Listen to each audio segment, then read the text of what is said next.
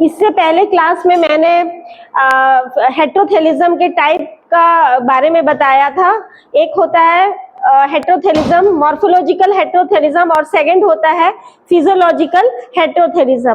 तो इससे पहले वाले पार्ट 1 में मैंने फिजियोलॉजिकल हेटेरोथैलिज्म के बारे में नहीं बताया। आज हम पार्ट 2 में हम फिजियोलॉजिकल हेटेरोथैलिज्म को विस्तार से देखेंगे। तो फिजियोलॉजिकल हेटेरोथैलिज्म, इससे पहले मैंने बताया था, जो आपका जेनेटिकली वो रिस्पॉन्सिबल होता है, जीन्स रिस्पॉन्सिबल होता है। मेंडल का नियम के अनुसार हम देखते हैं कोई भी कैरेक्टर को रिप्रेजेंट कौन करता है, जीन। जीन के ही प्रेजेंट के कारण से कैरेक्टर शो होता है। तो फिजियोलॉजिकल हेटेरोथैलिज्म में इसके टाइप देखिए, 2 एलील हेटेरोथैलिज्म और मल्टीपल एलील हेटेरोथैलिज्म।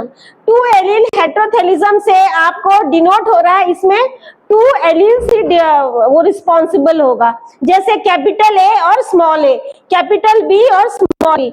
मेंडल के नियम के अनुसार हमने चेकर बोर्ड बनाया है, 2 एलील्स का चेकर बोर्ड बनाया, इधर मेल लिया और इधर फीमेल लिया, कैपिटल ए लिया स्मॉल ए लिया, इधर फीमेल के लिए कैपिटल ए लिया स्मॉल ए लिया। ठीक है, दोनों देखिए, कैपिटल ए आपका बाइंड होता है तो ये कॉम्बिनेशन बनता है, कैपिटल ए स्मॉल ए का कॉम्बिनेशन होता है तो ये बनेगा।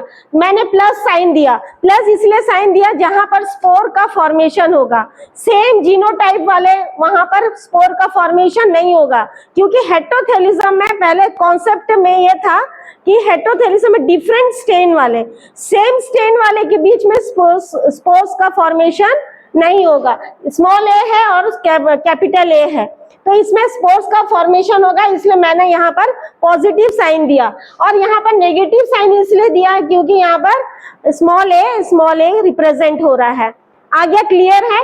ये 2 एलील हेटेरोथैलिज्म है। अब आते हैं मल्टीपल एलील हेटेरोथैलिज्म।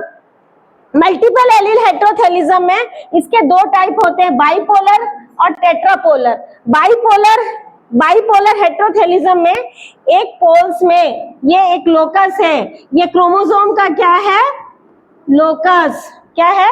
लोकस। इस लोकस में एक से अधिक जीन क्या रहेंगे, प्रेजेंट रहेंगे, और वही तय करते हैं कि स्पोर्स का फॉर्मेशन होगा या नहीं होगा। सेम जीनोटाइप रहेगा, मैंने आप कॉन्सेप्ट रखिए, सेम जीनोटाइप रहेगा तो वहां पर स्पोर्स का फॉर्मेशन नहीं होगा। मगर जब अलग अलग कॉम्बिनेशन होगा, अलग अलग जीनोटाइप आएंगे तो वहां पर स्पोर्स का फॉर्मेशन होगा।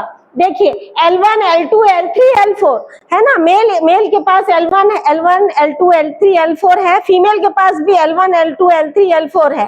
दोनों का कॉम्बिनेशन होगा तो उसमें संभावनाएं, पॉसिबिलिटी क्या हो जाती है, बढ़ जाती है, यानी कि स्पोर्स का फॉर्मेशन क्या होगा, पॉसिबिलिटी बढ़ेगा। यहाँ पर कैपिटल ए था स्मॉल ए, यहाँ पर पॉसिबिलिटी स्पोर्स का फॉर्मेशन केवल 2 जगह बन रहा है। तो हम बाइपोलर मल्टीपल एलील्स को हम आगे देखते हैं, इसका चार्ट में देखते हैं। देखिए मेल और फीमेल का मैंने चार्ट बनाया था, ये आपका मेंडेलियन लॉ के आधार पर चेकर बोर्ड बनाया गया है। मेल के पास L1 है, L2 है, L3, L4 है, फीमेल के पास भी L1, L2, L3, L4 है। ये एक ही जीन, एक ही लोकस पर रिप्रेजेंट हो रहा है ये जीन। तो L1 कॉम्बिनेशन होगा तो यहाँ पर मैंने नेगेटिव साइन दिया है। नेगेटिव साइन मतलब यहाँ पर स्पोर्स का फॉर्मेशन नहीं हो रहा है। L1, L2 है तो यहाँ पर अलग अलग कॉम्बिनेशन आ रहा है, तो यहाँ पर मैंने पॉजिटिव साइन दिया, मतलब यहाँ पर स्पोर्स का फॉर्मेशन क्या होगा, L1, L3 पॉजिटिव साइन दिया है, यानी कि यहाँ पर स्पोर्स का फॉर्मेशन होगा। L1, L4 positive sign, L1, L2 positive sign, L2, L2 negative sign, मतलब यहाँ पर फॉर्मेशन, स्पोर्स का फॉर्मेशन नहीं हो रहा है। L2, L3 positive, L2, L4 positive, L1, L3 positive, L2, L3 positive, L3, L3 negative, L3, L4 positive, है ना, L1, L4 positive, L2, L4 positive, L3, L4 positive, L4, L4 negative. क्यों? क्योंकि दोनों का जीन क्या है, same है। Same होगा तो वहां पर स्पोर्स का फॉर्मेशन नहीं होगा, अलग अलग जीन का कॉम्बिनेशन होगा तो क्या होगा, वहां पर स्पोर्स का फॉर्मेशन होगा। देखिए यहाँ पर पॉसिबिलिटी पॉजिटिव का संख्या ज्यादा है ना।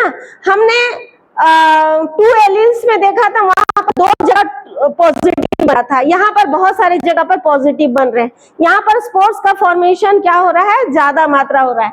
ये होता है बाइपोलर। बाइपोलर मतलब ये आपके लोकस में, 2 लोकस में जीन क्या हो रहा है, रिप्रेजेंट कर रहा है, आ रहा है। इधर भी L1, L2, L3 और L4, 2 जगह 2 पॉइंट पर क्या हो रहा है, जीन लोकस कर रहा है। अब आते हैं टेट्रापोलर। टेट्रापोलर हेट्रोथैलिज्म। टेट्रापोलर मतलब अब जीन कहाँ, कितनी जगह पर रहेंगे, 4 लोकस पे, 1, 2, 3 एंड 4, है ना। 1 में देखिए A1 है और सेकंड पोजीशन में क्या है, A2, और यहाँ पर B1 है और B2, 4 लोकस में जीन प्रेजेंट है। इधर मेल फीमेल, ये मेंडेलियन लॉ के आधार पर हमने चेकर बोर्ड बनाया है। A1 A2, A1 A2, B1 B2 B2। इसी तरह हमने इस प्रकार से यहाँ पर भी फीमेल का लिया, इसका चेकर बोर्ड बनाया है। मैंने क्या लिखा, NC मतलब नॉन कंपैटिबल। नॉट कंपैटिबल मतलब यहाँ पर स्पोर्स नहीं बनेगा, यहाँ पर स्पोर्स क्या होगा, नहीं बनेगा। और CC लिखा है मैंने, यहाँ पर C, कैपिटल C, यहाँ पर स्पोर्स का फॉर्मेशन क्या होगा, क्योंकि यहाँ पर ये देखिए A1 A2 B1 B2 combination सब अलग है, ठीक है। तो यहाँ पर क्या हो रहा है, स्पोर्स क्या हो रहे हैं, बन रहा है।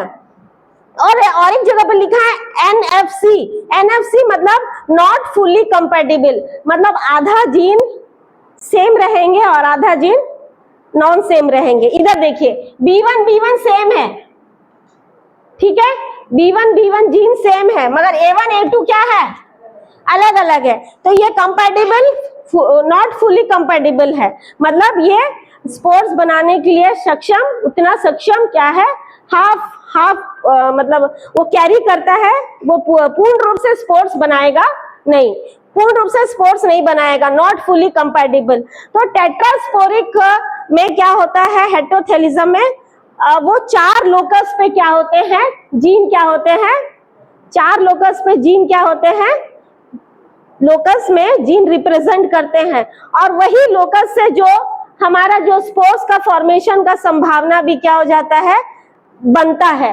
देखिए यहाँ पर 4 जगह पर स्पोर्स नहीं बन रहे हैं, और यहाँ पर कंपैटिबल मतलब ये 4 जगह पर स्पोर्स क्या हो रहे हैं, बन रहे हैं। क्योंकि कंपैटिबल में देखिए A1 A2 B1 B2, A1 A2 B1 B2, चारों का कॉम्बिनेशन क्या है, अलग अलग है, सेम नहीं है।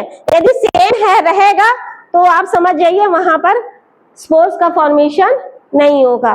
तो हेट्रोथैलिज्म से ये स्पष्ट होता है, 2 अलग अलग स्ट्रेन के जब माइसीलियम लेते हैं। फंगस में इसको सबसे पहले डिस्कवर किया गया था ब्रैक्सली नामक वैज्ञानिक के द्वारा। उन्होंने अलग अलग स्ट्रेन पर रिसर्च किया, सेम स्ट्रेन ले रहे हैं तो वहां पर स्पोर्स नहीं बनेगा, मगर अलग अलग स्ट्रेन्स ले रहे हैं तो वहां पर क्या हो रहा है, स्पोर्स का निर्माण हो रहा है। ये क्या कर रहा है, आपको देखिए जो माइसीलियम होता है फंगस का, वो मोनोकैरियोटिक भी हो सकता है, डाइकैरियोटिक भी हो सकता है। मोनोकैरियोटिक माइसीलियम में 1 न्यूक्लियस होता है, डाइकैरियोटिक माइसीलियम में क्या होता है, 2 न्यूक्लियस होता है। तो ये आगे आपको फर्दर पढ़ना पड़ेगा। तो हेट्रोथैलिज्म में इतना ही आपको आज की जानकारी में दे रही हूँ। आगे के चैप्टर में हम लोग फंगस के चैप्टर में हम लोग प्लांट डिजीज के बारे में पढ़ेंगे। धन्यवाद।